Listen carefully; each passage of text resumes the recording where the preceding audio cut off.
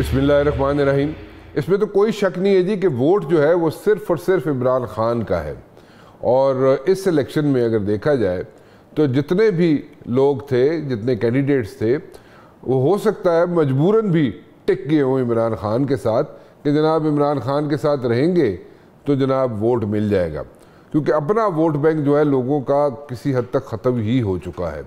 और उन्होंने मुनासिब ये समझा कि चाहे प्रेशर हो, चाहे जो कुछ भी हो, वो टिक के रहे इमरान ख़ान के साथ अगर उन्होंने कोई सीट निकालनी है। बट इसके साथ साथ आपने देखा कि पुराने लोग जो थे इमरान ख़ान के साथ, वो थोड़ा सा साइड लाइन हो गए। उसकी वजूहात थी, कुछ लोग अंडरग्राउंड हो गए, कुछ लोग इधर उधर हो गए, और कुछ लोग जो बाकी रह गए थे वो मजबूरन उनको पार्टिसिपेट करना पड़ा। जो स्ट्रेटजी जो भी बनाई गई पीटीआई की तरफ से, जो पीटीआई की क्या स्ट्रेटजी थी जो भी बनाई गई, एनीवेज उस पर भी डिस्कशन कर लेंगे, लेकिन उनको भी क्रिटिसिज्म बर्दाश्त करना पड़ा। और क्रिटिसिज्म बर्दाश्त करते करते, क्योंकि इंटरनल क्रिटिसिज्म इतना ज़्यादा था कि जो लोग अंदर थे यानी कि डिटेन थे, वो उन्होंने कहना शुरू कर दिया कि जो लीडरशिप इस वक्त मौजूद है पीटीआई की, जो बाहर मौजूद है, वो एज सच कोई कोशिश नहीं कर रही कि इमरान खान बाहर आए, क्योंकि अगर इमरान खान बाहर आ गया तो इन लोगों की दुकानें जो हैं वो बंद हो जाएंगी और इनको कोई पूछेगा नहीं।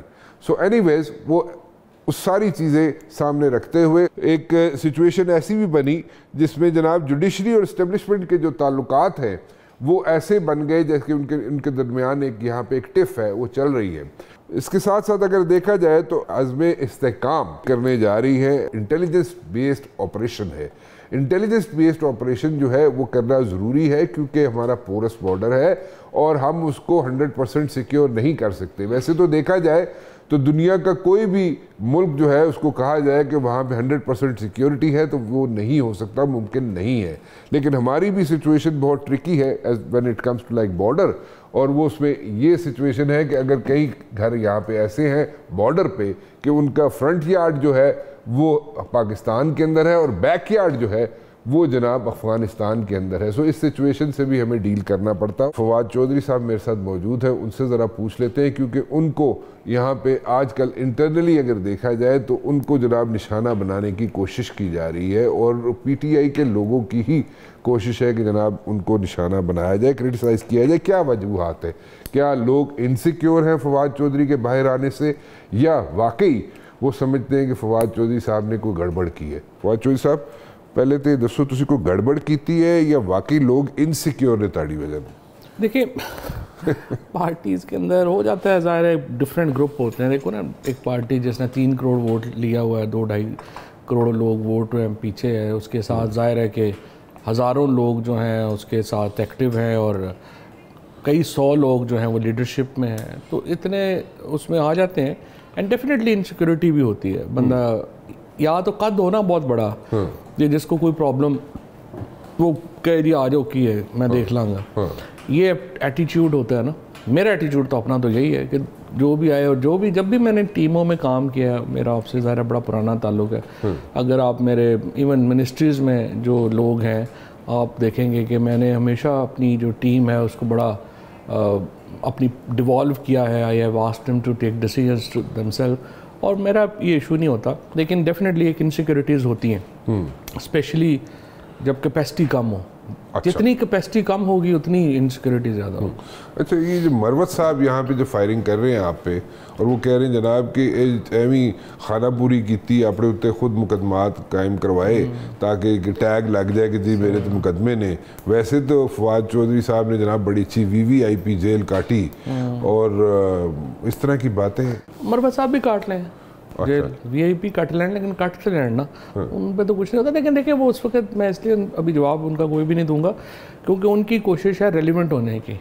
एंड ही थिंक के बाय क्रिटिसाइजिंग बंदा होता ही है कि अपने कद से बड़े लोगों को क्रिटिसाइज़ करके ना आप इन होने की कोशिश करते हैं। तो वो उनकी वो कोशिश है, तो मैं उसको क्यों रिस्पॉन्ड करूँ।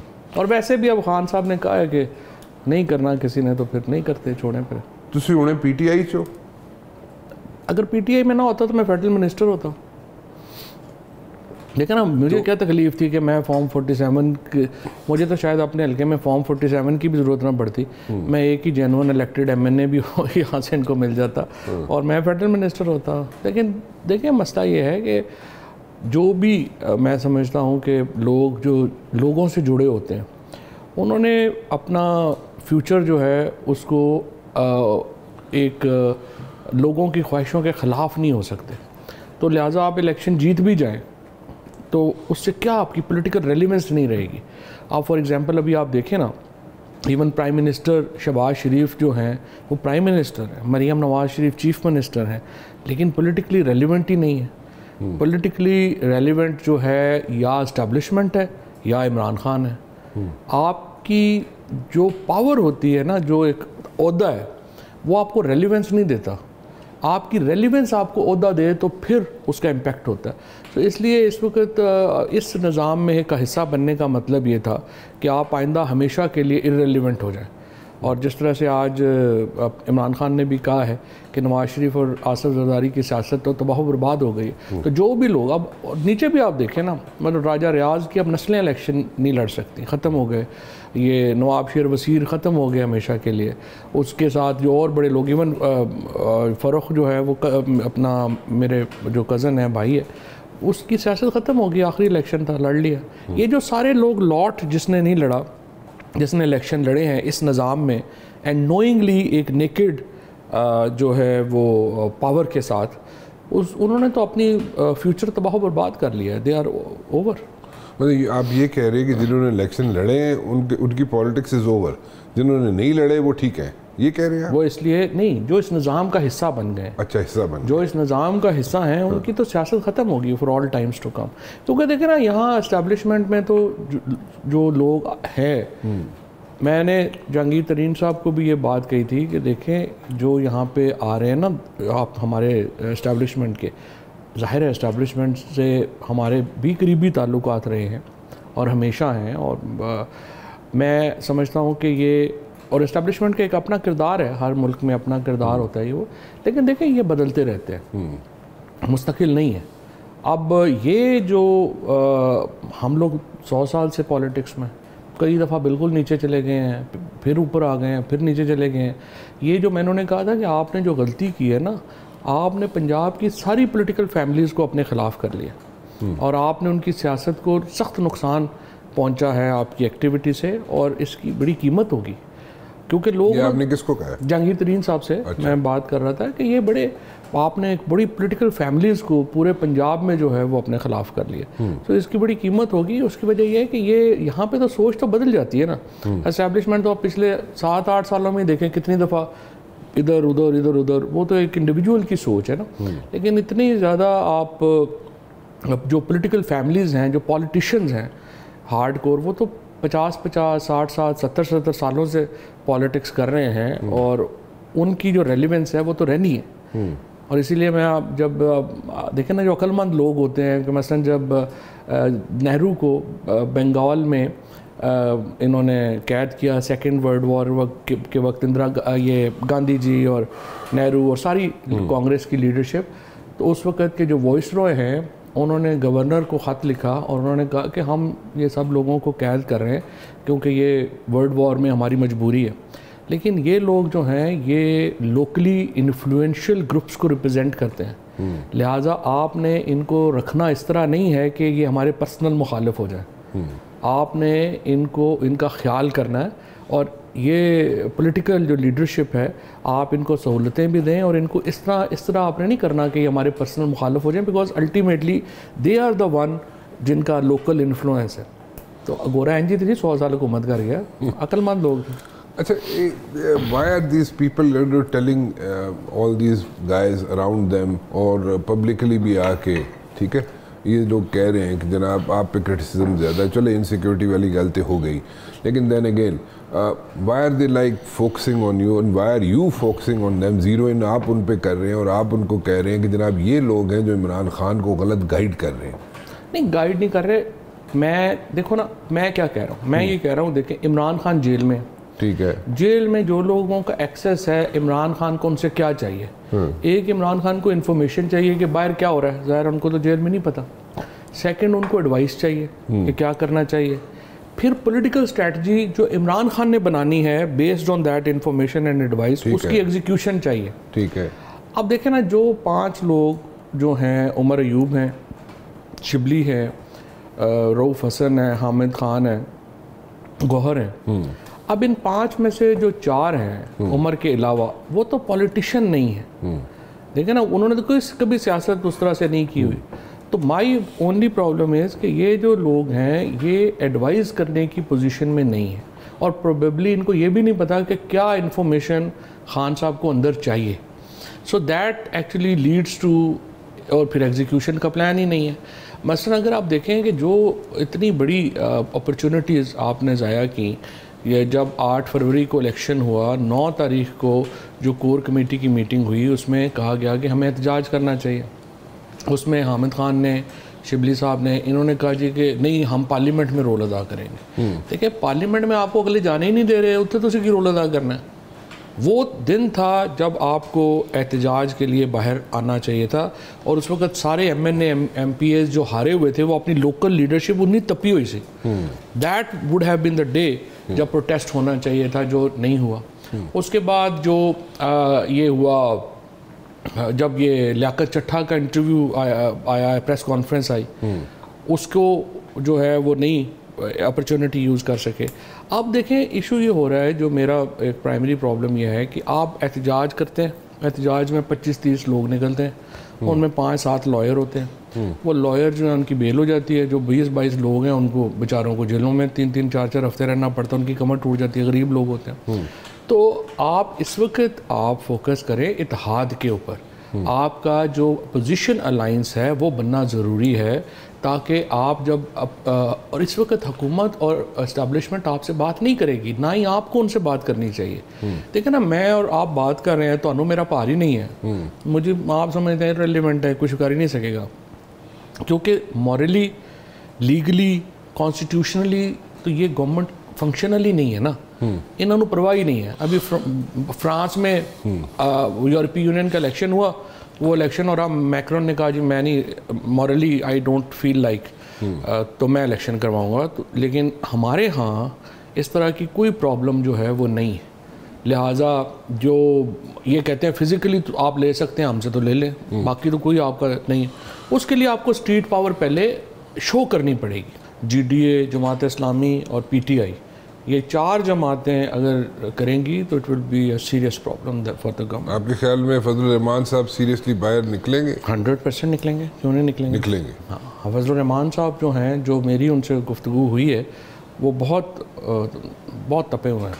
अच्छा। हाँ, उनके हुकूमत उन्हें मैनेज नहीं तपे तो वो हुए हैं, लेकिन वो बाहर भी निकलने से तैयार नहीं। 100%। और उनके पास देखें ना, PTI भी होएगी, यही एक क्रूशल चीज़ है, क्योंकि उसके नतीजे में जो बातें, जो स्ट्रेटजी आप बता रहे हैं ना, PTI की जो स्ट्रेटजी आप बता रहे हैं कि स्ट्रेटजी ऐसे होनी चाहिए PTI की, क्योंकि आइज़ एंड ईयर्स वो लोग हैं जो जा रहे हैं, जो बता रहे हैं, उसके बाद वो समझेगा लीडर बैठ के अंदर इमरान खान, फिर वो एक स्ट्रेटजी देगा जिसको एग्जीक्यूशन भी एक मरला है। आप ठीक कह रहे हैं, बट देन अगेन कि अंदर जो लीडर बैठा हुआ है इमरान खान, उसको नहीं पता है कि इस 5 लोगों के अलावा भी कोई लोग हैं जिनको मुझे बुलाना चाहिए, उनसे 100% देखें ना, यही प्रॉब्लम हो रही है। जो पॉलिटिकल लोग हैं, मसलन असद कैसर साहब मैं देखता हूँ फ्रीक्वेंट नहीं है इन मीटिंग्स में, जो कि एक बड़ा I would say present leadership में अक्लमंद आदमी है। आतिफ खान नहीं है, आतिफ बड़ा जो है वो एक अक्लमंद आदमी है। अली मोहम्मद ख़ान तो खैर अभी मिलते ही हैं, अली मोहम्मद ख़ान हैं। फिर हमारे जो है हमारे जो MNAs हैं, महबूब साहब हैं, हमारे जंग से MNAs जो हैं वो हैं। फिर उसके बाद आमिर डोगर है, उसके बाद और लोग हैं जो बड़े समझदार हैं, इवन जैन कुरैशी है। ये लोग हैं जिनको आपको शामिल करना चाहिए। हमाद अज़हर, मियाँ असलम इकबाल साहब तो चूँकि अनफॉर्चुनेटली उनसे उन्ना तो गुस्सा ही नहीं ख़त्म हो रहा, पता नहीं क्या उनके ऊपर है कि असलम इकबाल बेचारा अपनी बेटी की शादी पे नहीं जा सका। हमारे 13 महीने हो गए। They should be a limit to everything. I don't know कि क्या हम उसको बना के बैठे हुए हैं। तो ये लोग हैं जिनको पॉलिटिकल स्ट्रेटजी में इन्वॉल्व करना जो है वो बहुत अहम है मेरी नज़र में। और अगर आप इनको इन्वॉल्व, और फिर देखें ना जो हमारे एजाज चौधरी साहब हैं, महमूद रशीद हैं, अपने उमर चीमा हैं, पंजाब पार्लिमानी पार्टी देखें उनकी तारीखों पे, भाई आप उनसे जाके गाइडेंस लें कि आप क्या हमें करना चाहिए। यास्मीन राशिद और एजाज चौधरी, महमूद रशीद बड़े एक्सपीरियंस्ड लोग हैं। मतलब ਉਹਨਾਂ ਕੋਲ ਕੋਈ ਨਹੀਂ ਜਾਂਦਾ, उनके पास जाते कोई नहीं है। ਤੁਸੀਂ ਜਿਹੜੀ ਸਟ੍ਰੈਟਜੀ ਦੱਸ ਰਹੇ ਹੋ, ਤੁਸੀਂ ਇਸ ਤਰ੍ਹਾਂ ਦੱਸ ਰਹੇ ਹੋ as if you are like part and parcel of like PTI. Are you still in PTI? क्योंकि इतने भी डाउट्स क्रिएट कर देते हैं। अगर मैं पार्टी में ना होता तो मैं आपको बता रहा हूँ ना, मैं तो फेडरल मिनिस्टर होता ना, मैं क्यों 7 महीने जेल मैंने काटी है, हमने क्यों बेईमाना तशद्दुद जो है वो बेयर किया है, पीटीआई के लिए किया है ना, वरना क्या प्रॉब्लम। मेरी बच्चियाँ हैं, छोटी बच्चियाँ हैं, वो उनसे जो मैं अलहदा रहा हूँ विच वॉज वेरी डिफ़िकल्ट। और जो जेल के अंदर जो सॉलिटरी कन्फाइनमेंट 15-15 दिन आप जो है वो आसमान ही नहीं देख सकते, तो आप साइकोलॉजिकली बड़ा आप जो है ना वो नीचे चले जाते हैं। जब आप ग्रीनरी ना देख सकें, आपके पास आप कोई आदमी ना हो बात करने के लिए, आप यू फील लाइक ड्राउनिंग। तो ये सारे जो दुख सहे हैं हमने, ये किस लिए सहे? वरना तो मेरा आप इतने अरसे से सहाफ़त कर रहे हैं, इतने अरसे से आपकी हमारी दोस्ती है, आप मुझे देख रहे हैं, मुझे क्या प्रॉब्लम था? अलीम साहब हों, तरीन साहब हों, हमारा तो बहुत गहरा ताल्लुक़ था, तो हम इनके साथ जो है वो चले जाते, वज़ीर बन जाते। लेकिन वज़ीर तो मैं 2011 में भी रह गया था। आप गए थे जहांगीर तरीन साहब के पास? ले जाया गया था, मजबूरन बैठे हुए, सर पकड़ के बैठे हुए थे।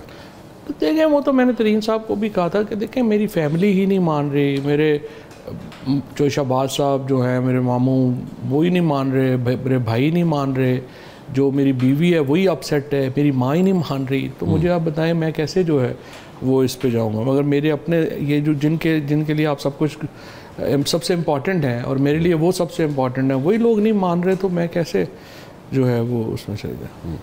अच्छा, ये कोई किसी स्टेज पे ऐसी कोई बात हुई थी कि अलीम खान साहब को चीफ मिनिस्टर बनाना था, बुज़दार साहब को हटाना था, और बाजवा साहब ने रब्ता किया था और आपने उनको कहा था कि जनाब नहीं, हली नहीं बनाना अलीम खान साहब ने, अलीम खान साहब पिंडी पहुंच गए थे, ऐसी कोई बात हुई थी? देखिए, कई दफ़ा बात यह है कि बुज़दार साहब को हटाने के ऊपर तो कई दफ़ा बात हुई थी और कई दफ़ा लगा कि अब ये हो जाएगा, लेकिन फिर नहीं होगा। लेकिन देखिए, एक प्रॉब्लम है, मैं इस वक्त जो है ना, मैं गलतियां, ये नहीं कि हमसे गलतियां नहीं हुई, इमरान खान से पीटीआई से भी तो बहुत गलतियां हुई हैं। लेकिन अगर इस वक्त मैं ये बयान शुरू करूं कि हमसे क्या क्या गलतियां हुई, तो वो लगेगा कि इस वक्त चूँकि पार्टी प्रॉब्लम में है, इमरान खान जेल में है, तो मैं ऐसे ड्रम बीट कर रहा हूँ। मैं जब हुकूमत में थे हम उस वक्त इंतहाई एहतराम के साथ अपनी जो डिफरेंट ऑफ ओपिनियन है वो उस वक्त भी करते थे, और अब भी इंशाल्लाह जब इमरान खान दोबारा वज़ीर आज़म बनेंगे तो उस वक्त हम पिछली हुकूमत की गलतियां जो हैं वो सामने रखेंगे।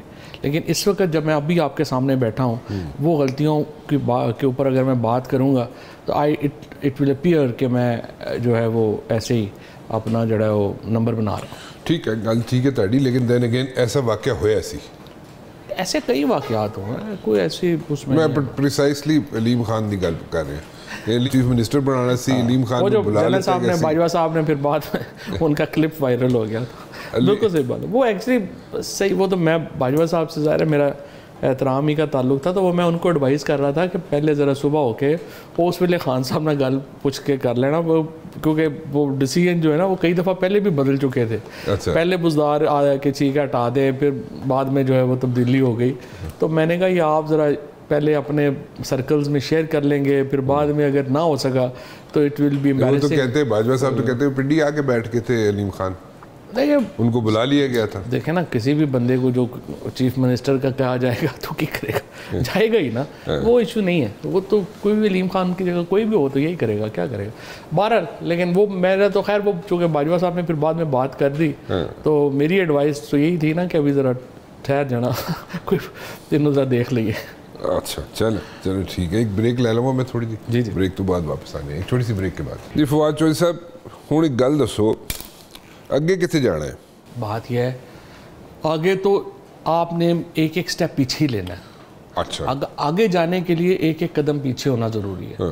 इसलिए कि जो इस वक्त जितनी एफर्ट और जितनी ताकत खर्च हो गई है ना, तो थोड़ा पीछे हट के सांस लेने की ज़रूरत है। और एस्टेब्लिशमेंट ने पहले एक स्टेप पीछे लेना है, इसलिए कि इमरान खान, पीटीआई, वो तो वैसे ही जेलों में है, उन्होंने क्या देना है, वो तो इससे ज़्यादा और क्या उन्हें गोलियाँ ही मारनी रह गई और की रह गया। अब ये है कि एक स्टेप पीछे ले लें और सोच और समझ लें और इसको रीडू करें। देखिए पाकिस्तान 22 करोड़ लोगों का मुल्क है, ये सिर्फ जो है ये इससे नहीं चलना कि बस हर वक्त डंडा ही हाथ जो है तो कुट लो मार लो। इसको आप जो मतलब आप पीछे देखें, अयूब खान, जनरल ज़ियाउल हक, परवेज़ मुशर्रफ, ये 3 पाकिस्तान में कामयाब डिक्टेटरशिप्स की मिसालें हैं। कामयाब है ना, 10-10 साल चल गए और जो भी है एंड के ऊपर तो सभी ने जाना होता है, लेकिन एक कामयाब थे। वो कैसे कामयाब हुए? उनकी पॉलिटिकल टीम्स देखें कितनी स्ट्रांग थी। अयूब खान की पॉलिटिकल टीम देखें कितने बड़े जीनियसेस उसमें बैठे हुए थे।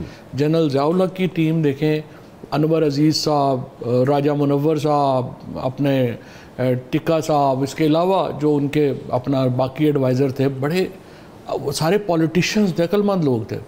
अब उससे पहले ज़हूर इलाही साहब और ये सारी जो जमात इस्लामी के लोग सारे, तो इसी तरह से जनरल परवेज़ मुशर्रफ साहब के साथ वो तारिक अजीज़ साहब, फिर चौधरी साहबान ख़ुद उस वक़्त, ये टीमें जो है ना वो बनती हैं। अब आप क्या, और दूसरा उनके पास डॉलर फ्लो आ रहा था इतना बड़ा। अब पाकिस्तान ना पॉलिटिकल ये जो टीम है ये डिलीवर कर पाई है। शहबाज शरीफ तो मुकम्मल नाकाम हो गए। आप देखिए ना प्रॉब्लम अभी क्या हो रही है। एस्टैब्लिशमेंट का क्या चैलेंज है? एस्टैब्लिशमेंट का चैलेंज ये है कि जो पॉलिटिकल गवर्नमेंट उन्होंने इंस्टॉल की है 8 फरवरी में, इस पर तो बहस ही नहीं ना कि शहबाज शरीफ आउट हो गए थे, नवाज शरीफ आउट हो गए थे।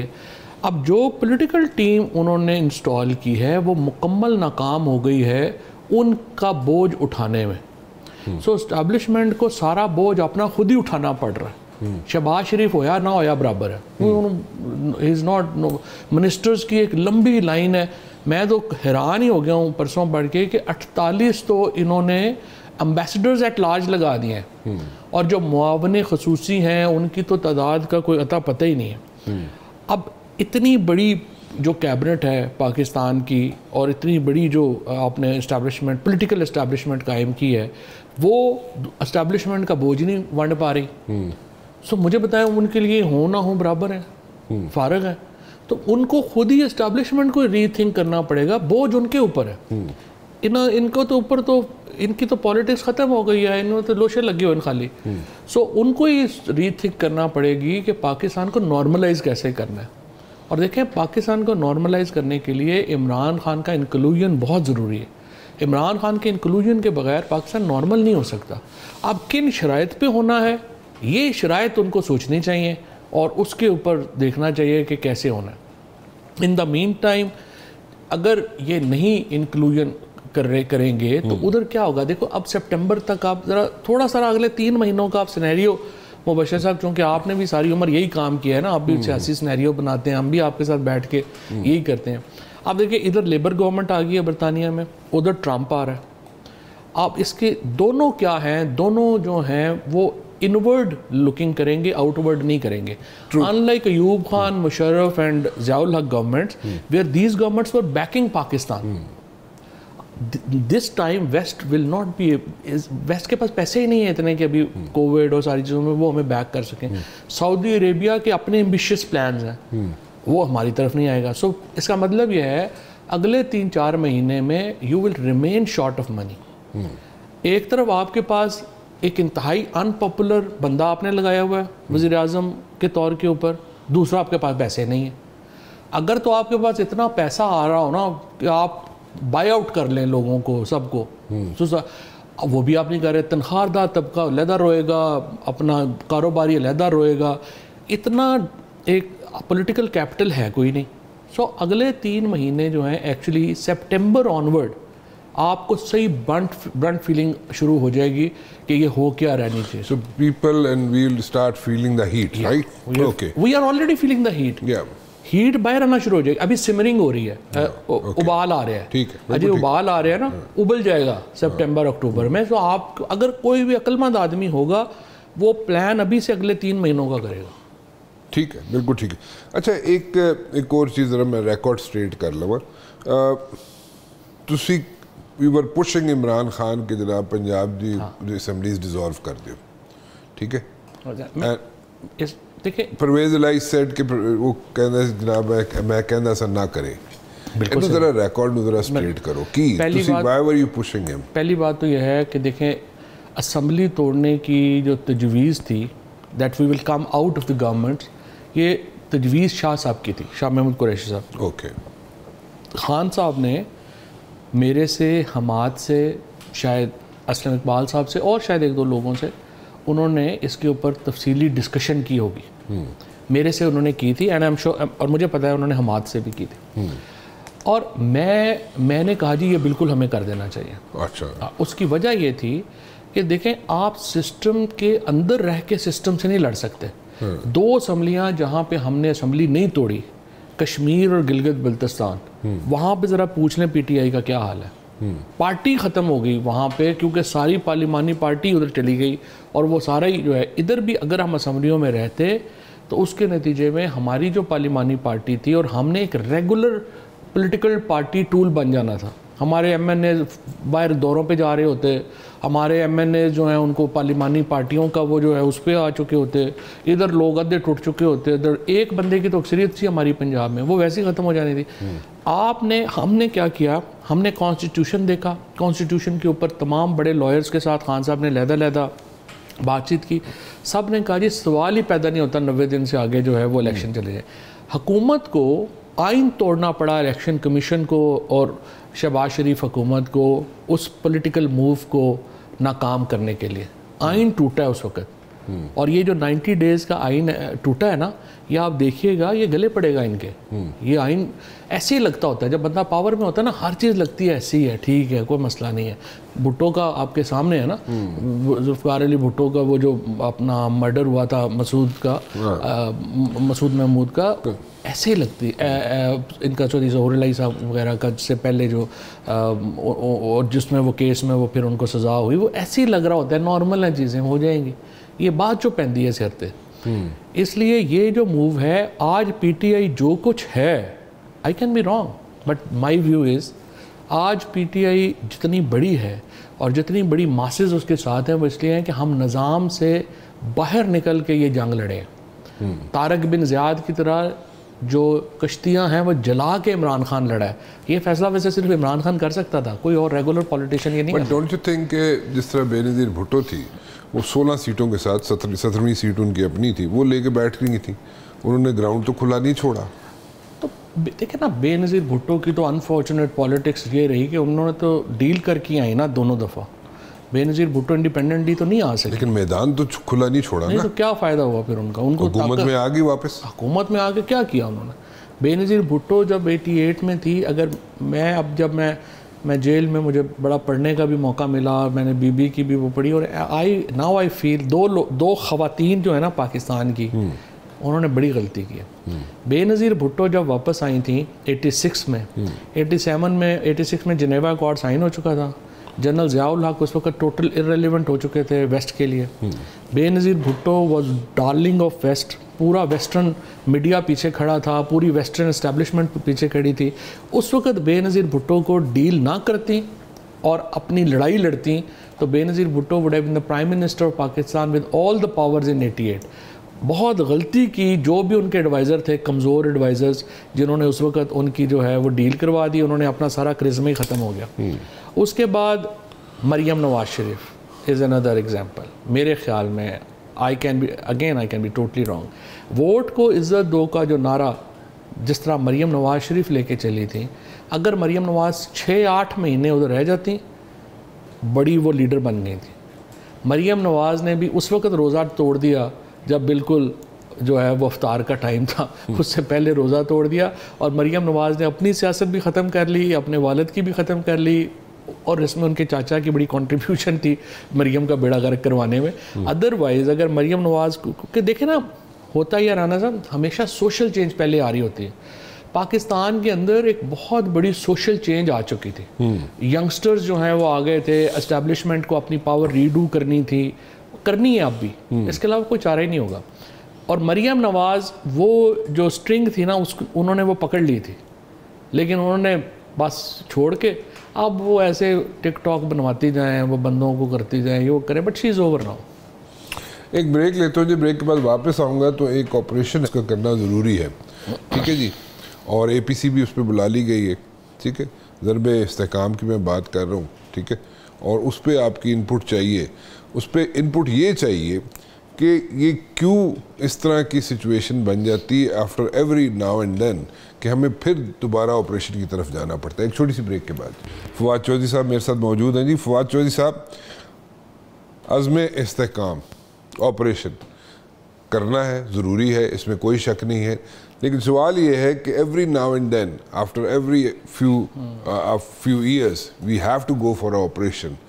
पहले ऑपरेशन में कोई कमी रह जाती है या हमें दूसरे ऑपरेशन की तरफ जाना पड़ता है या क्या? What's the situation like? ये एक बड़ी कॉम्प्लेक्स डिबेट है। ये सिर्फ आपके प्रोग्राम इसके पे अगर आप को दो घंटे आप पूरे जो हैं वो लगाएं तो फिर ही आप इसको कंक्लूड कर सकते हैं, so that we can start from 86 और उसको यहाँ तक लेके आएँ। लेकिन प्रॉब्लम ये है कि जो काउंटर इंसर्जेंसी है उसका वो बड़ी कॉम्प्लेक्स वॉर है और काउंटर इंसर्जेंसी को जब तक लोकल पॉपुलेशन की मुकम्मल हमायत हासिल नहीं हो, काउंटर इंसर्जेंसी की कामयाब होना एक बड़ा चैलेंज होता है all over the world. Vietnam आप उठा के देख लें, आप और अफ़गानिस्तान उठा के देख लें, जहाँ जहाँ पे स्कॉटलैंड उठा के देख लें, जहाँ जहाँ के ऊपर लोकल पॉपुलेशन जब तक आपके साथ 100% नहीं जुड़ती, counter insurgency is a very challenging war. और ये सिर्फ फ़ौज नहीं लड़ सकती, इसके साथ पॉपुलेशन को, जो खुद कहा भी उस दिनों अपना फॉर्मेशन कमांडर्स ने जो बात कही है, कोर कमांडर्स ने ये बात कही है, बिल्कुल सही बात कही है। जब तक पॉपुलेशन साथ नहीं मिलेगी ये काउंटर इंसर्जेंसी ऑपरेशंस जो हैं वो बड़े रिस्की हैं। अब तक इसकी जो हैंडलिंग है गवर्नमेंट की तरफ से वो बड़ी इमेच्योर है। आपने जो केपी की जो मेन पार्टीज़ थी, तीन ही मतलब दो ही मेन पार्टीज़ हैं ना, एक तो पीटीआई है, एक जेयूआई है, और अगर आप नीचे देखें तो फिर आपको एएनपी है जो एक नेशनलिस्ट पार्टी है, और I would say even PTM है जिसका एक है। तो ये जो ग्रुप्स हैं बड़े पीटीआई के, आपको पहले इनसे बड़ी डिटेल्ड और माइन्यूट डिटेल्स में बात करनी पड़ेगी। इनको आप साथ लेंगे और फिर एक हिकमत अमली जो है वो बनाएंगे। अदरवाइज़ ये खाली अगर हम इस पे रहे कि हमने फ़ौजी ऑपरेशंस के साथ अचीव करेंगे तो it will be very daunting task to achieve. I think we should not take the we should not be calling it an operation. I think we should be calling it strategy. ठीक है, strategy क्योंकि intelligence based operations है, इसमें कोई फौज तो involve नहीं है सच। नहीं ठीक है, लेकिन स्ट्रेटजी में फिर जब तक पॉलिटिकल पार्टीज एपीसी बुलाई है नहीं ना करें। एपीसी में देखें, अगर आप इमरान खान को बुला सकते हैं तो स्ट्रेटजी वो फिर एपीसी होगी ना। अगर आप अडियाला का दरवाज़ा खोल के इमरान खान को लाएंगे तो फिर ही, और इमरान खान इसकी हमायत करेगा तो होगा। क्योंकि देखें ना, जो भी है पाकिस्तान की अवाम की बिलअमूम और केपी के अवाम की बिलखसूस जो नर्व्स हैं उनके ऊपर तो इमरान खान का हाथ है ना। तो जब तक इमरान खान इस स्ट्रेटजी को, जिसको आप स्ट्रेटजी कह लें, ऑपरेशन कह लें या जो भी कह लें, जब तक इमरान खान इसकी बैकिंग नहीं देते, इसको पॉलिटिकली कामयाब करना बड़ा मुश्किल होगा। अच्छा चलें, तो अगर ये मुश्किल होगा तो फिर इसका मतलब है कि ना किया जाए ऑपरेशन। पोरस बॉर्डर है साढ़े इश्यूज नहीं। मैं आपको ये कह रहा हूँ कि आपने ऑपरेशन, जिस तरह आपने खुद ही कहा कि हम इतनी दफ़ा कर चुके हैं और इसके बाद भी कर चुके हैं, तो मैं यही आपसे कर्ज कर रहा हूँ ना कि जब तक आप लोकल पॉलिटिकल फोर्सेस आपके इस ऑपरेशन की बैक पे नहीं आती, this will be just another operation. तो पहले भी आती रही है, अपने अपने हलकों में भेजा गया लोगों को, और रिलक्टेंटली पॉलिटिशियंस गए अपने अपने हलकों में और जाके वहाँ पे अपना रोल प्ले करते रहे, रिलक्टेंटली गए। ठीक है, बड़ा जोर ला के भेजा गया उन्होंने। लेकिन ये तो अब रिलक्टेंटली नहीं ना, अपनी जान की और उसकी है, क्या वजूहात हैं, क्यों रिलक्टेंट हैं लोग, क्या है? मैं आपसे ये तो अर्ज कर रहा हूँ कि मैं पहले ऑपरेशंस की बात कर रहा हूँ। पहले ऑपरेशंस में भी जो है, जब जैसे सवात का ऑपरेशन अगर कामयाब हुआ तो सवात के ऑपरेशन में लोकल पॉपुलेशन ने बहुत साथ दिया। लोकल पॉपुलेशन ने तो साथ दिया था चौधरी साहब, लेकिन वो साथ साथ जो पॉलिटिशियंस थे उनको अपने हलकों में भेजने के लिए उन्हें पुश करना पड़ा। देखें, पुश भी करना पड़ा, कई जगह आप बात करते हैं, कई जगह पुश करते हैं, इस तरह ही चलती है ना चीज़ें। आप ह्यूमन इंटरेक्शंस जो हैं वो कॉम्प्लेक्स होते हैं और ह्यूमन इंटरेक्शंस करने पड़ते हैं आपको इन चीज़ों। ठीक है, करने पड़ते हैं, लेकिन पहले ज़रा थोड़े जे रिलक्टेंट सन पॉलिटिशियन, जाने थोड़े जे घबराते सन। नहीं, बात है कि घबराना तो है ही है ना। उधर भी तो जो है वो आप जान से खेल रहे हैं। अभी बेचारा आप देखें ना, हिदायतुल्लाह जैसा शरीफ आदमी जो, कितने पॉलिटिशियंस जो हैं वो जान से गए हैं, कितने लोगों ने जो है उन्होंने जान की कुर्बानी दी है। तो जाहिर है कि एक प्रॉब्लम तो है ना। अच्छा मुझे एक बात बताएं, ये सारी चलें इसको सम अप करते हैं थोड़ा सा। स्ट्रेटजी से आप इख्तलाफ करते हैं, पीटीआई की जो स्ट्रेटजी है उससे इख्तलाफ करते हैं। पीटीआई आपको एज सच बताए कि they are in two minds कि जी चोई साहब साडे नाल है नहीं वो हर गल ते टू माइंड्स ने। वो कभी फायज ईसा साहब ने कहते हैं कि ठीक है सुन लो, फिर दूसरा आंदा है वो कहता है नहीं ना सुनो, फिर एक दिन वो आते हैं वो कहते हैं कि जी हम आमिर साहब जो हैं, आमिर फ़ारूक साहब बड़े बुरे जज हैं, अगले दिन हम कहते हैं कि नहीं वो ठीक हैं, फिर हाई कोर्ट के ऊपर हम कहते हैं गलत है, फिर कहते हैं ठीक है। इस तरह से कभी हम कहते हैं महमूद अचकज़ई साहब जो है वो जाके बात करें, अगले दिन हम कहते हैं नहीं महमूद अचकज़ई को तो हमने इख्तियार ही नहीं दिया, असद कैसर के पास हमारा है ही नहीं। सो प्रॉब्लम यही तो मेन प्रॉब्लम है ना, आप हर गलती दो दलीलें, हर गलती इन्हों दे दो ऑप्शन दो हैं, वो उसको ख़त्म करना चाहिए। फ्रेंकली अगर मैं इनकी जगह हूँ जो पीटीआई की है, मैं तो इस वक्त लोगों पे दरवाजे खोल दूँ कि आप सारे जिसने आना है पीटीआई में वो आ जाए, उहदे शोदे हम अपने पास रखेंगे, आप लोग आएँ और पीटीआई। अगर हर डिस्ट्रिक्ट में प्रेस कॉन्फ्रेंसेस शुरू होती हैं कि पीटीआई में वापसी की, या लोग बताते हैं कि किस तरह, तो उसका पीटीआई को फ़ायदा है या दरवाजे बंद करने का फ़ायदा है? ये तो मतलब इंतहाई नॉन पोलिटिकल। वही असल प्रॉब्लम ये है ना कि जो पीटीआई का जो लीडरशिप में जो इस वक्त लोग हैं ना, उनका प्रॉब्लम ये है कि they are non political. Politics is all about additions, not about subtractions. So जितने लोग मेरे साथ ऐड होते जाएंगे उतना फ़ायदा है, जितने लोग निकलते जाएंगे उतना नुकसान है। लास्ट क्वेश्चन, मरवत साहब कहते हैं जनाब कि इमरान खान ने मेरे कन्फाइड किया सी कि मेरी हुकूमत जी है तोड़ी तोड़वाई जी है वो फवाद चौधरी ने तोड़वाई है। इमरान खान ने बकौल मरवत साहब दे ये भी क्या सी कि सऊदी अरब ने हमारी हुकूमत तोड़ी है, तो एक तो उनका मैं शुक्रिया अदा करना चाहता हूँ कि कम से कम सऊदी अरब तो थले आ गए असि तो चलो इतने ही है ना, साढ़े खैर है सऊदी अरब तो थले आ गए ने, मेहरबानी उन्होंने। चलो मेरे ख्याल जो वाइंड अप ही कर लिया। बहुत बहुत शुक्रिया, थैंक यू वेरी मच जी। फिलहाल राना मुबशिर को इजाज़त दीजिए जी, कल 7 बजे फिर हाजिर हूँगा। टिल देन अल्लाह हाफिज़।